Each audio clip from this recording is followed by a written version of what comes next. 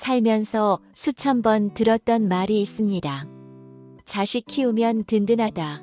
늙어서 기댈 수 있다. 자식이 있으면 외롭지 않다. 하지만 지금 당신 마음은 어떤가요? 혹시 이런 생각을 하고 계시진 않나요?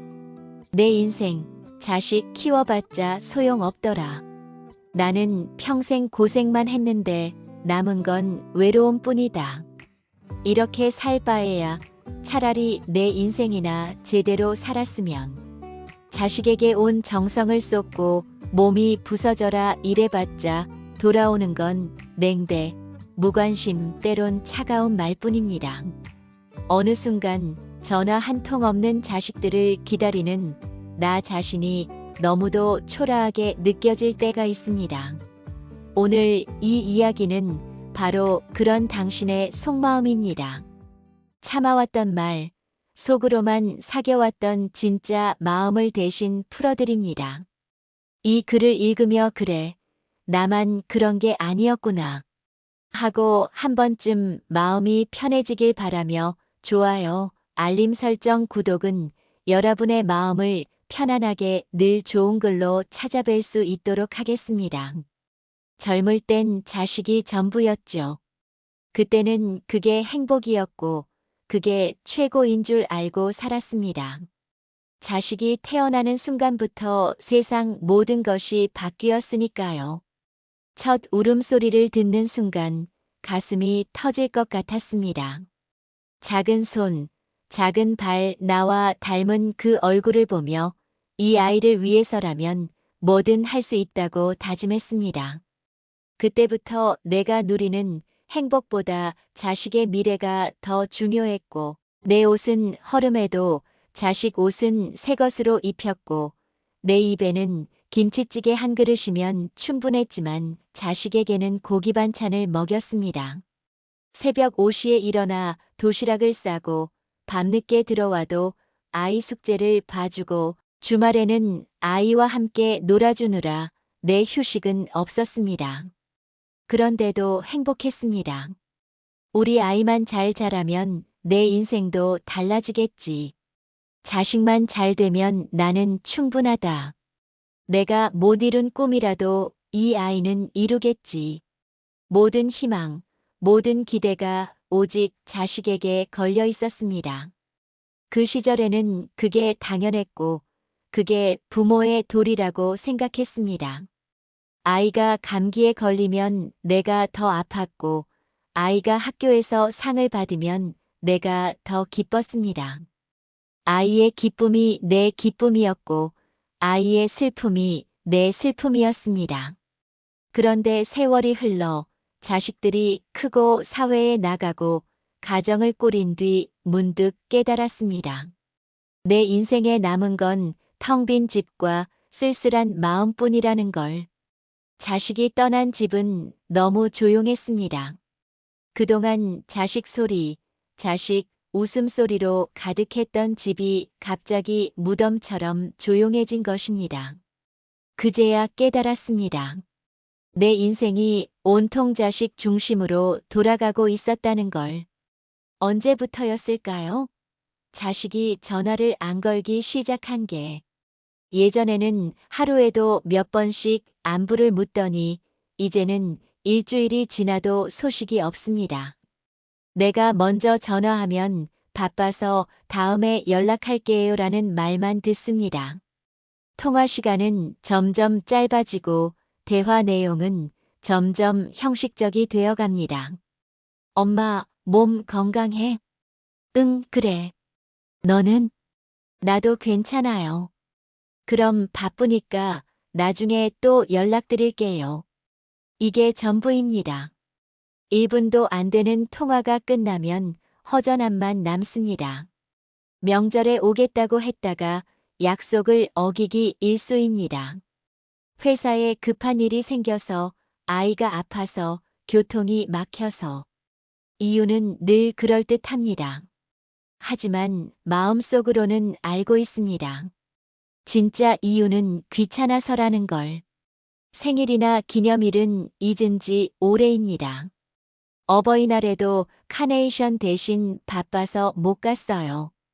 용돈 계좌로 보내드렸어요 라는 문자만 옵니다. 참으로 허망한 일입니다. 평생 자식만 바라보고 살았는데 늙으니 자식 눈치나 보고 있습니다. 손자, 손녀를 보고 싶어도 함부로 말할 수 없습니다. 할머니가 보고 싶다고 하면 요즘 애들 공부하느라 바빠서요 라는 대답이 돌아옵니다. 내가 언제부터 이렇게 조심스러운 존재가 되었을까요? 엄마 뭐 필요한 거 없어? 이 한마디만 들어도 눈물이 날 것 같은데 그 말은커녕 돈 얘기, 부탁할 때만 연락이 옵니다. 엄마, 우리 아이 학원비가 부족해서. 아빠, 전세 계약할 때 보증금이 조금 모자라서. 그럴 때는 연락이 빨라집니다. 목소리도 다정해집니다. 하지만 일이 해결되면 다시 연락이 뜸해집니다. 가장 서운한 건 아플 때입니다. 병원에 혼자 가서 진료를 받고 혼자 약을 먹고 혼자 아파하는데 자식들은 모릅니다. 아니, 알려줘봤자 병원 잘 다니세요 라는 말뿐입니다. 밤에 혼자 누워서 천장을 보면 이런 생각이 듭니다. 내가 왜 이렇게 살고 있을까? 평생 자식을 위해 살았는데 왜 이렇게 외로울까? 부모의 희생은 당연해 보였던 자식들 그들도 자식을 키우고 있지만 지금은 부모 마음 모르겠죠. 내가 젊을 때 내 부모에게는 그렇게 살지 않겠다고 다짐했습니다. 나는 내 자식에게 절대 서운하게 하지 않겠다. 내 자식만큼은 따뜻하게 키우겠다. 우리 부모처럼 무뚝뚝하게 대하지 않겠다. 그래서 자식 위해 모든 걸 주었습니다. 나 먹고 싶은 것, 사고 싶은 것 전부 참았습니다. 친구들과 만나는 것도 줄이고 취미 생활도 포기했습니다. 자식이 가고 싶다는 학원은 비싸도 보냈고 하고 싶다는 취미는 뭐든 해줬습니다. 여름 휴가도 자식 위주로 계획했습니다. 내가 가고 싶은 곳이 아니라 자식이 좋아할 만한 곳으로. 내가 하고 싶은 것이 아니라 자식에게 도움이 될 만한 것들로. 자식이 시험 기간이면 나도 같이 긴장했습니다. 좋은 성적을 받으면 온 가족이 축제 분위기였고 성적이 안 좋으면 내가 더 속상해했습니다. 늦은 밤까지 일해서 벌어온 돈도 자식 교육비로 모자라 적금까지 깨어가며 써버렸습니다. 내 노후 준비는 미루고 자식 미래 준비에만 올인했습니다. 그런데 자식들은 이걸 모릅니다. 내 희생을 당연하게 여깁니다. 엄마니까 해준 거지, 아빠니까 해준 거지. 부모가 자식 위해 주는 게 당연한 거 아니야? 다른 집 부모들도 다 그렇게 해주던데. 감사한 마음보다는 의무라고 여겼습니다. 내가 얼마나 많은 걸 포기하고 희생했는지는 생각해 보지도 않았습니다. 심지어 어떤 때는 왜 이것밖에 안 해줘? 라는 소리까지 들었습니다. 옆집 아이는 더 비싼 학원을 다닌다고, 친구는 더 좋은 옷을 입는다고, 우리 집은 왜 이렇게 형편없냐고. 그때마다 마음이 찢어지는 것 같았습니다. 이미 내 한계를 넘어서 해주고 있는데 그것도 모자라다고 하니까요. 그래서 더 허탈합니다. 내 사랑이 이렇게 돌아올 줄 몰랐습니다. 내가 쏟은 모든 정성과 사랑이 자식에게는 그냥 당연한 것이었다니. 지금 와서 생각해보니 내가 너무 많이 해준 게 문제였나 싶기도 합니다. 고생하지 않고 자란 아이들이 부모의 고생을 어떻게 알겠어요? 감사할 줄 모르고. 자란 아이들이 어떻게 효도할 생각을 하겠어요? 내가 늙어보니 그때서야 부모 마음이 보인다. 젊을 땐 몰랐습니다. 내가 내 부모에게 얼마나 냉정했는지, 얼마나 무심했는지, 어머니가 요즘 어떻게 지내느냐고 물어보시면 바빠서 그냥 지내요라고 대충 대답했습니다. 아버지가 용돈을 주시려고 하면 괜찮아요. 필요 없어요라고 거절하면서도 정작 돈이 필요할 때는 서슴없이 손을 벌렸습니다. 명절에 집에 가는 것도 의무감에서였습니다. 가야 하니까 가는 것이지 보고 싶어서 가는 것은 아니었습니다. 빨리 인사만 하고 돌아가고 싶었습니다. 부모님이 아프시다고 해도 병원 잘 다니세요라는 말뿐이었습니다. 직접 모시고 가거나 곁에서 간병할 생각은 못했습니다. 바빠서, 일이 있어서, 아이들 때문에 핑계는 많았습니다. 부모님이 외로워하신다는 걸 알면서도 자주 찾아뵙지 못했습니다. 전화도 자주 안 드렸습니다. 내일 내 가정이 더 중요했으니까요. 이제 내 자식이 나를 대하는 모습을 보니 비로소 깨닫습니다. 그때 부모님도 이렇게 서럽고 외로웠겠구나. 나도 내 부모에게 그랬던 것처럼 내 자식도 나를 잊어갑니다. 나도 부모님을 귀찮아했던 것처럼 내 자식도 나를 귀찮아합니다.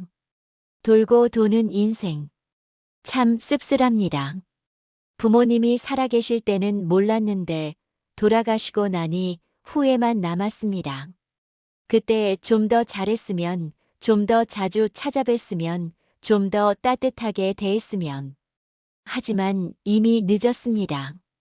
그래서 늙어갈수록 마음속 한켠에 후회와 미움이 동시에 쌓입니다.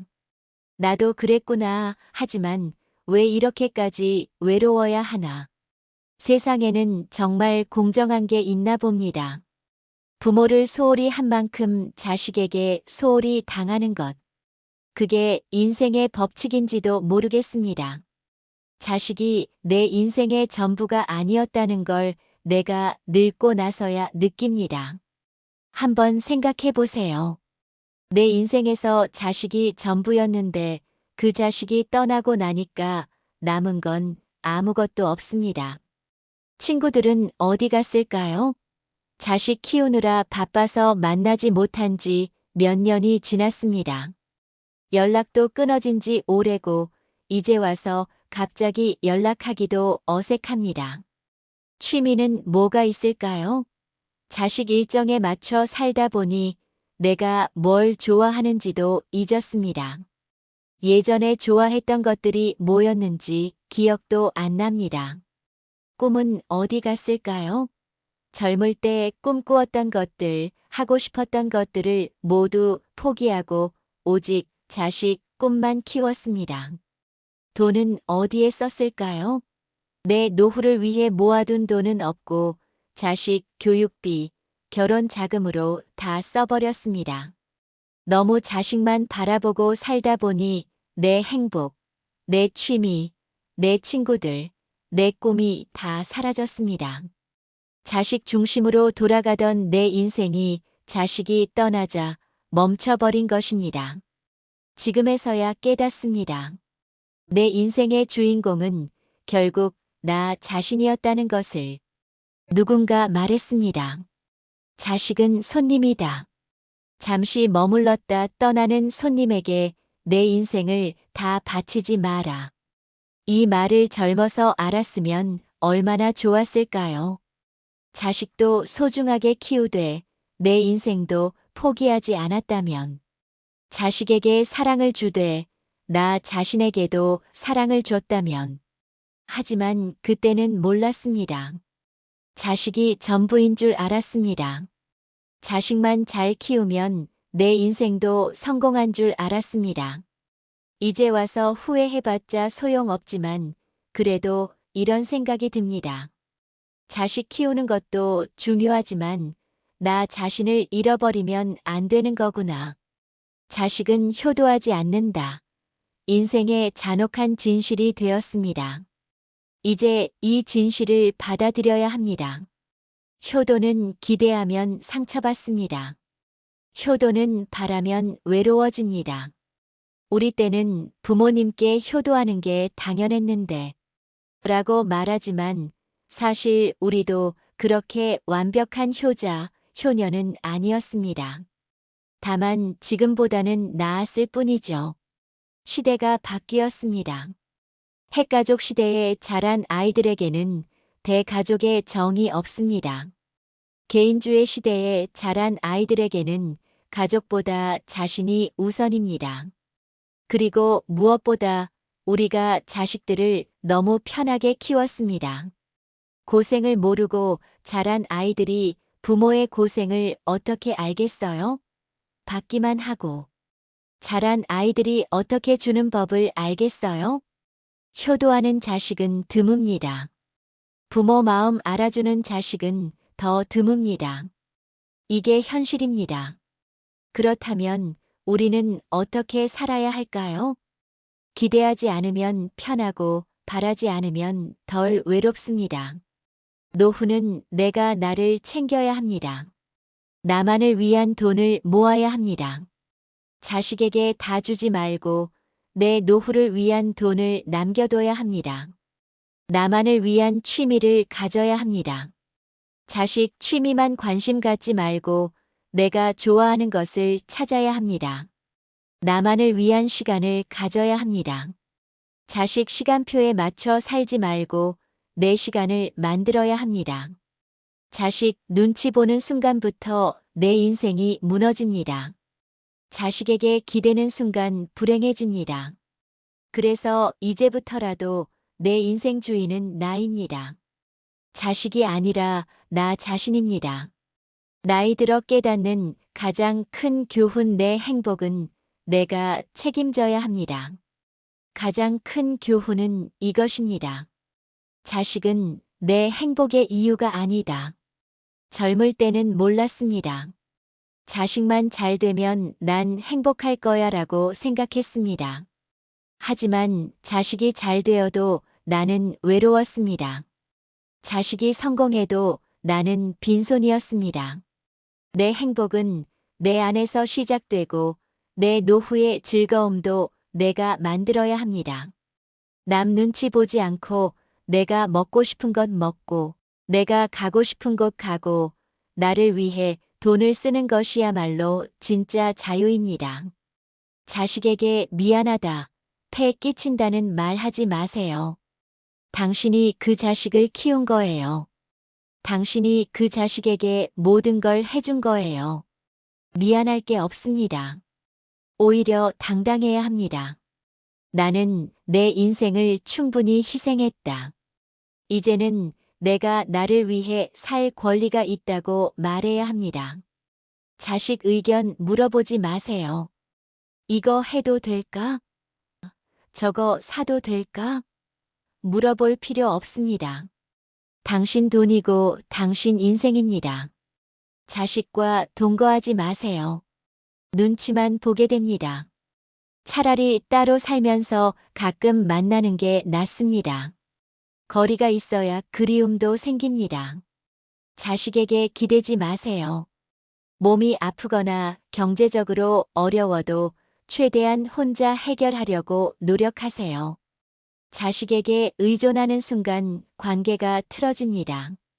자식에게 기대는 순간 불행해지고 내 인생을 위해 살 때 비로소 자유로워집니다. 이제부터라도 나를 위해 살아가야 합니다. 늦었다고 생각하지 마세요. 70이든 80이든 내 인생은 끝나지 않았습니다. 좋아하는 취미를 다시 시작해 보세요. 젊을 때 배우고 싶었던 것, 해보고 싶었던 것들을 찾아보세요. 그림, 서예, 노래, 춤, 요리. 무엇이든 좋습니다. 가까운 친구들에게 전화 한 통 해보세요. 요즘 어떻게 지내? 하고 안부를 물어보세요. 예전 친구들과 다시 연락이 닿으면 생각보다 반가워할 겁니다. 마음 맞는 사람들과 여행 한번 다녀오세요.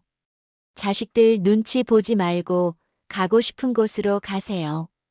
혼자 가도 좋고 친구와 함께 가도 좋습니다. 새로운 사람들을 만나보세요. 동네 복지관이나 문화센터에 나가보세요. 나이가 비슷한 사람들과 이야기하다 보면 나만 이런 게 아니구나 하고 위로받을 수 있습니다. 운동을 시작해 보세요. 걷기라도 좋으니까 몸을 움직여 보세요. 건강해야 내 인생을 즐길 수 있습니다. 책을 읽어보세요. 젊을 때 읽고 싶었던 책들, 감동적인 소설이나 에세이를 읽으며 마음의 양식을 쌓아보세요. 그리고 무엇보다 스스로에게 다짐하세요. 나는 나를 위해 살겠다. 내 자식 인생도 중요하지만 내 삶이 더 소중하다. 남은 인생만큼은 내가 주인공이 되겠다. 자식 눈치 보며 살지 않겠다. 내가 하고 싶은 것을 하며 살겠다. 이렇게 마음먹는 순간부터 내 인생은 다시 시작됩니다. 진정한 부모의 사랑은 거리두기에서 시작되나 봅니다. 무소식이 희소식이구나. 아무 일 없이 잘 지내겠지 마음 주지 말고 잘 있겠거니 무슨 일 있으면 연락 오겠지. 자식에게 기대지 말고 놓아주세요. 역설적이게도 자식과 거리를 두는 것이 진정한 사랑일 수 있습니다. 자식들도 부모 눈치 보며 사는 것이 편하지 않습니다. 엄마가 외로워하시나? 아버지가 서운해하시나? 하고 신경 쓰는 것도 그들에게는 부담입니다. 부모가 당당하고 독립적으로 살면 자식들도 편해집니다. 그리고 그때야 비로소 진짜 그리움이 생깁니다. 우리 부모님은 어떻게 지내실까? 하고 안부를 묻게 됩니다. 매달리지 않으면 더 소중해집니다. 기대하지 않으면 작은 관심에도 감사하게 됩니다. 엄마, 요즘 뭐 하세요?